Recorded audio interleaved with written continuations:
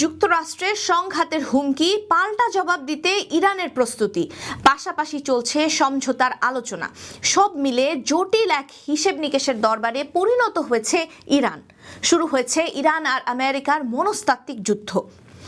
ইরানের জন্য সময় ফুরিয়ে যাচ্ছে। মার্কিন প্রেসিডেন্ট ডোনাল্ড ট্রাম্পের এমন হুঁশিয়ারির পর 29শে জানুয়ারি ইরানের পররাষ্ট্রমন্ত্রী আব্বাস আরাকচি বলেছেন, যুক্তরাষ্ট্রের পক্ষ থেকে কোনো হামলা হলে ইরানের সশস্ত্র বাহিনী ক্ষিপ্রতার সাথে শক্তিশালী জবাব দিতে সম্পূর্ণ প্রস্তুত। এরই মধ্যে দেশটির উৎপাদন কারখানা থেকে 1000 ড্রোন হাতে পেয়েছে ইরানের বিভিন্ন সশস্ত্র বাহিনী। হামলা মোকাবিলার প্রতিজ্ঞার মাঝে প্রকাশ্যে সমঝোতার চেষ্টা চালিয়ে যাচ্ছে তুর্কি। শুক্রবার আব্বাস আরাকচি যাবেন তুর্কিয়েতে। সেখানে তার তুর্কি পররাষ্ট্রমন্ত্রী হাকান ফিদানের সাথে গুরুত্বপূর্ণ বৈঠকের কথা রয়েছে।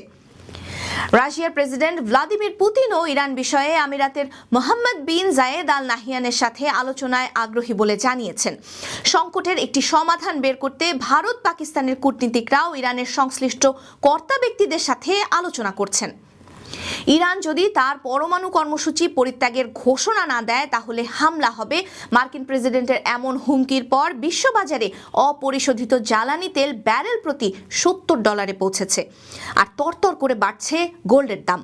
তার চেয়ে অনেক বেশি যুদ্ধের আশঙ্কা। ইরানের সাধারণ মানুষের উদ্বেগ বেড়েছে, যা কোনো ডলারে পরিমাপ করা যাচ্ছে না।